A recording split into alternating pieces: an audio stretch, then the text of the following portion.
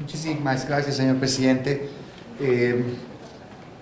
Mucho gusto, atiendo las diversas preguntas que se han planteado en el orden que me fueron presentadas. El primer tema, senadora Patricia Mercado, muchas gracias por los comentarios, y con mucha transparencia deseo que esta comisión, ustedes senadores, esta representación pueda conocer qué pasó en estos 16 meses desde que se aprobó la reforma de la legislación de salud que eliminó la prohibición absoluta de la cannabis, que duró 90 años, sin sustento científico además.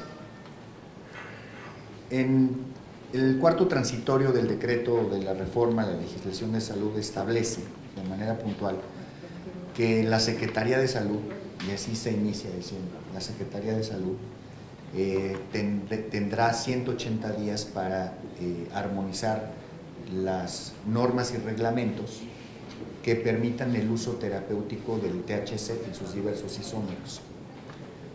Cuando la Secretaría de Salud recibe este mandato del Congreso, lo que se realiza es una reunión técnica de diversos organismos de la Secretaría de Salud, y me refiero a expertos de los Institutos Nacionales de Salud, del Consejo de Salud General, por supuesto los abogados, y uno de ellos fue la COFEPRIS. Les puedo transmitir una presentación muy completa que tenemos al respecto, que explica de manera cronológica lo que pasó, empezando precisamente por la formación del grupo interno de la Secretaría de Salud para diseñar jurídicamente y técnicamente la respuesta a ese mandato de Congreso establecido en el cuarto transitorio del decreto. El acercamiento, y quizás así lo tengo que decir, el acercamiento jurídico o la solución jurídica que le dio este grupo interno para poder cumplir con ese mandato fue la elaboración de un reglamento en materia de cannabis. Esto es, desde el ámbito jurídico se decidió que lo mejor sería elaborar un nuevo reglamento por varios motivos. Porque ya la regulación sanitaria que contempla normas, reglas, sin duda aspectos muy técnicos vinculados con medicamentos, suplementos alimenticios, alimentos, bebidas, plaguicidas, dispositivos médicos, etcétera, están contemplados en una legislación de salud, en un reglamento de insumos para la salud y en muchos otros reglamentos que tienen que ver precisamente con esos insumos. Y la consideración inicial, que fue precisamente desde la Secretaría de Salud, la de ver la incorporación de la cannabis como una planta más que entra dentro de la regulación sanitaria de manera permisiva. Es decir, verla como lo que es biológicamente. Es una planta que tiene más de 400 variantes, que si ustedes las tuvieran enfrente de ustedes, verían sus diferencias incluso en aspecto, en color, en tamaño, hay múltiples variantes, incluso biológicas dentro de cada planta, y la planta tiene diversas características. Una que comparten es el contenido de una sustancia que es, digamos, la icónica, que es la que estaba perfectamente prohibida en la fracción primera del artículo 245 de la Ley General de Salud, que se llama tetrahidrocannabidiol.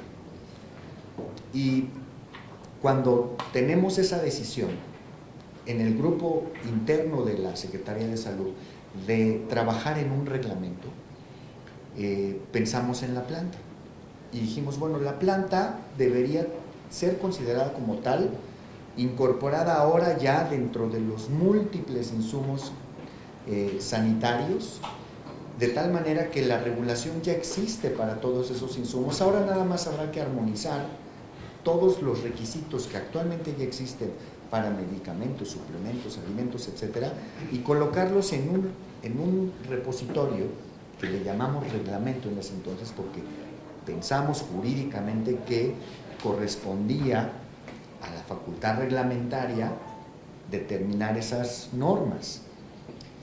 Y El acercamiento técnico ya se nos explicó, fue pensar en la planta, incorporarla dentro de las múltiples plantas que hoy se utilizan.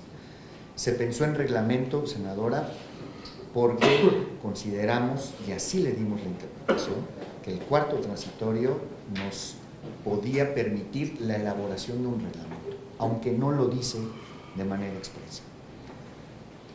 Fueron pasando los meses trabajando en el documento técnico, ampliamos la consulta ya no solo al interior de la Secretaría de Salud, sino un grupo interinstitucional de diversas secretarías del Estado mexicano, entre ellas la Secretaría de Economía, el Servicio de Administración Tributaria, múltiples AGARPA, Semarnat, por supuesto, múltiples unidades que tuvieron que ver con la aprobación de ese primer proyecto.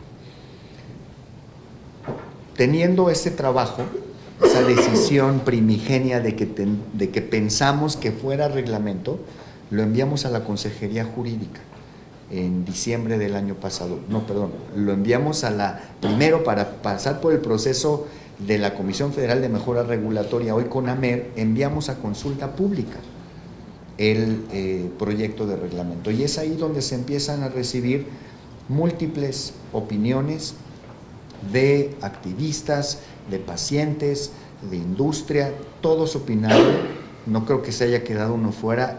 Hay más de 150 opiniones en el marco de la consulta pública.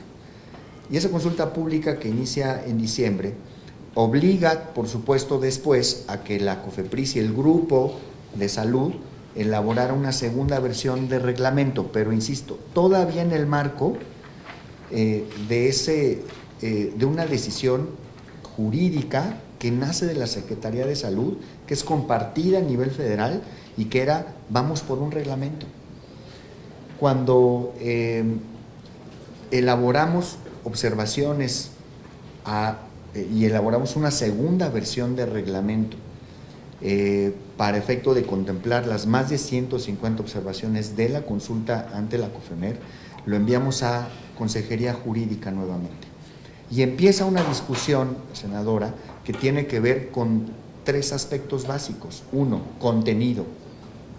Si el contenido de ese reglamento, o sea, de ese documento, era el suficiente para poder regular los múltiples insumos que deberían estar regulados de acuerdo al mandato del Congreso. Contenido. Segundo, viabilidad jurídica. Si realmente correspondía, de acuerdo al cuarto transitorio, al presidente de la República, con facultad en el artículo 89 de la Constitución, elaborar un reglamento en esa materia. O el Congreso de la Unión había dado la instrucción específicamente a la Secretaría de Salud para que armonizara normas y reglamentos para efecto de poder hacer operativa la reforma. Ese es el segundo tema que se discutió.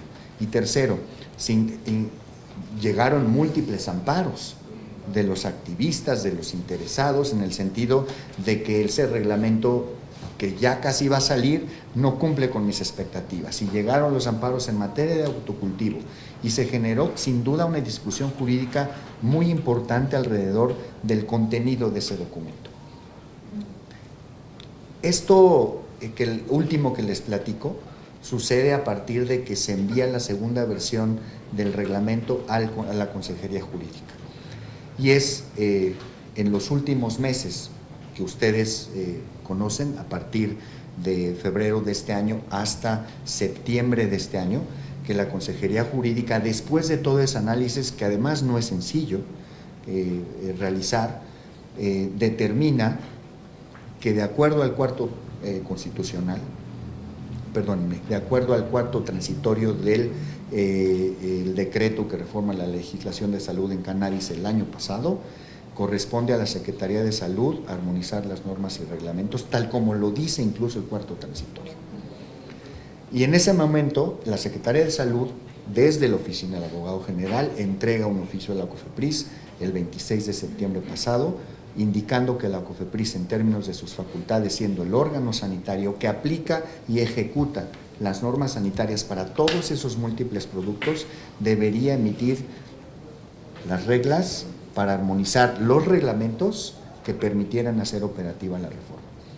De tal manera que no existe de ninguna manera una falta de interés, una visión de ilusionista, como incluso me lo han dicho en los medios o en las redes sociales, me dicen que es una ilusión, no es una simulación. La COFEPRIS es una autoridad sanitaria que ya con base en esta historia jurídica que les platico, que está sustentada en múltiples documentos, tiene el mandato de regular sanitariamente todos los productos, desde la legislación y sus reglamentos.